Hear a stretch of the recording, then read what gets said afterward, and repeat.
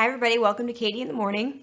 Today is Tuesday, May 22nd, 2018, and today holds a very special place in a lot of people's hearts in southwest Missouri.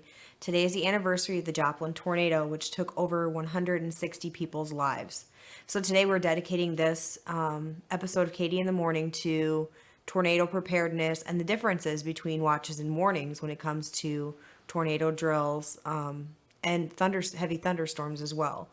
These are just a few pictures of the Joplin tornado.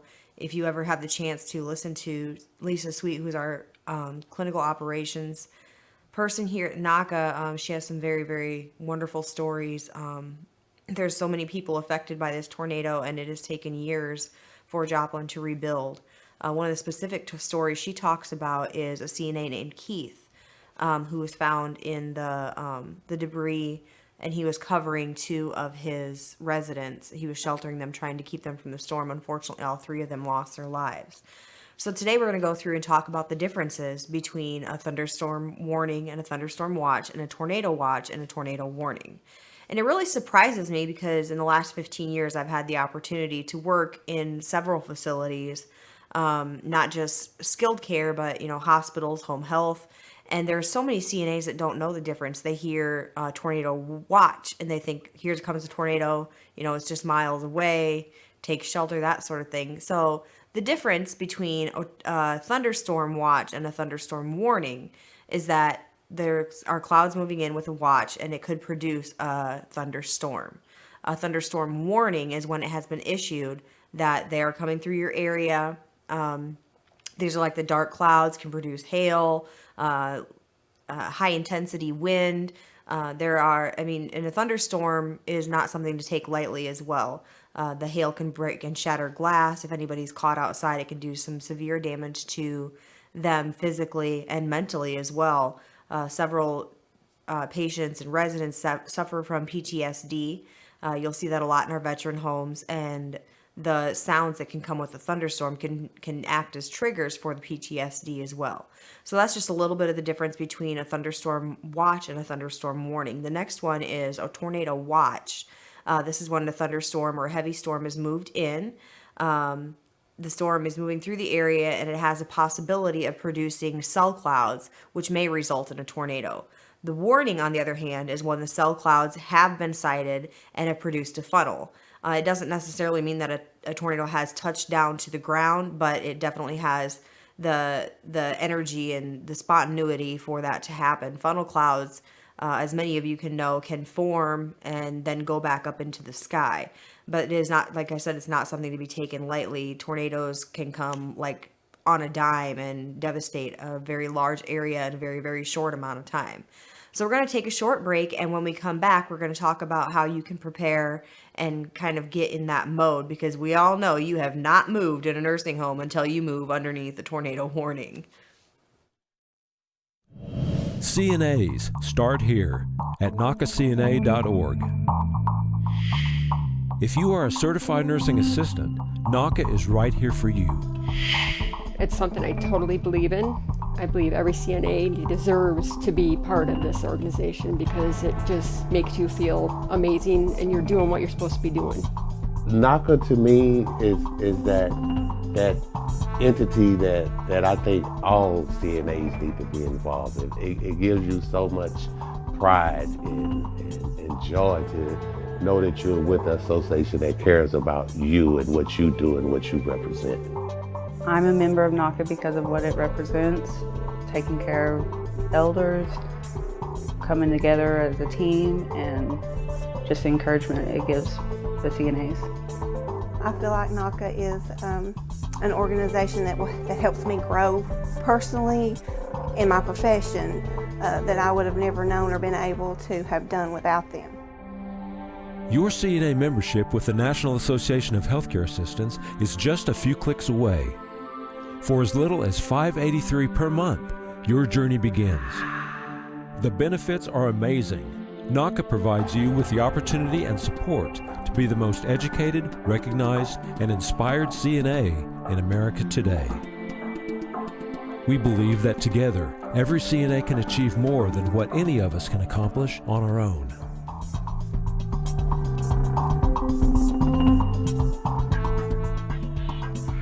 Take that first step to advance yourself as a professional working with other CNAs who are committed to quality and professionalism.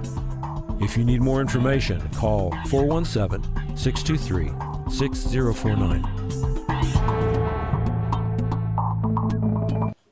Welcome back to Katie in the Morning. So today we're talking about severe weather watches and warnings and what you can do to prepare for them. With a thunderstorm watch and a thunderstorm warning, the preparation is kind of the same. You want to move the beds away from the windows, shut the blinds, close the curtains, and just make sure that resident is as far away from those windows as you possibly can, because like I said earlier, they can produce high amounts of winds and even hail, which can shatter glass. The same thing with a thunderstorm warning. And another thing you might want to think about is unplugging those electrical cords that you're not using, just because when those heavy winds come in, if a window were to shatter, it can cut through a cord, causing a fire, and then you have two crises on your hands. With a tornado watch, the same thing. Move them away as far away from the window and anything glass that you possibly can. And with a tornado warning, this is where you really kick into play. And I'll tell you guys a little bit of a story before I tell you the preparation for that. But it must have been 10 years ago, I was working in a facility in northern Iowa.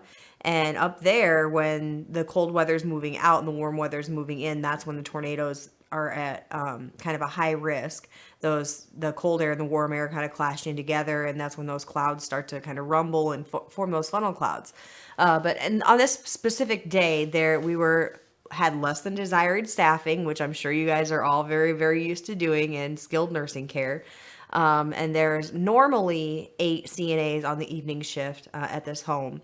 And this specific day, there was only 5 of us, so we were 3 down. And it was after supper, so it was about 7:30 at night. Half our people were getting ready for bed. Some of them were already in bed, the bed-bound ones. And here comes the weather radio telling us that there's a tornado warning in the area. It took us 7.5 minutes to get over 100 CNAs into the safe zone, which was actually the large dining room.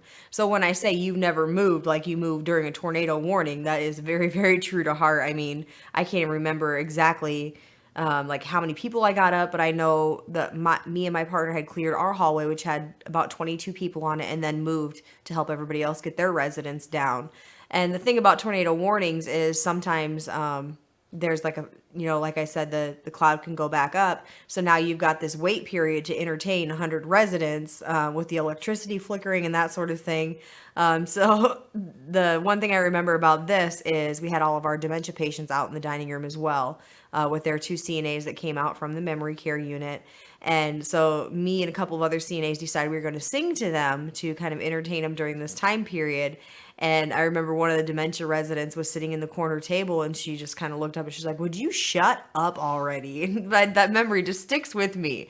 So when it comes to a tornado warning, there are different policies and different procedures in each facility, but the standard is that you take all the ambulatory people first. The reason for this is if you don't get everybody out, that way there's a tendency for the more ambulatory people to be more coherent too. And with all the staff and the ambulatory people in a secured area, you have the ability to tell the firemen and policemen and rescue workers that show up where everybody else is located, the bed-bound ones that you're not able to get out. But don't be afraid to ask some of your residents that are very coherent, very with it, to help push those wheelchairs of the residents that can't do it themselves. Especially, this is really a team effort when the coworkers and the management staff and the residents all come together to cause the greater good. So you can transfer those people to wheelchairs, let the residents' activities, dietary, laundry. They're not able to transfer people by state rules and regulations and federal rules and regulations, but they are able to push them in their wheelchairs. And then lastly, you would want to get your more bedbound people out in any way that you can with your lifts, transferring them with a sheet, 2-person transfer with a gate belt, just the easiest way to get them out as quickly as you can. Make sure all the doors are shut, make sure all the windows are closed, make sure all the drapes are closed, all the blinds are closed, and just kind of get as many barriers as you can between that resident and the storm itself. Well, I thank you guys all for joining me today. Our hearts are with those people that lost their loved ones in the tornado 7 years ago today, and we will see you right back here tomorrow for Katie in the Morning.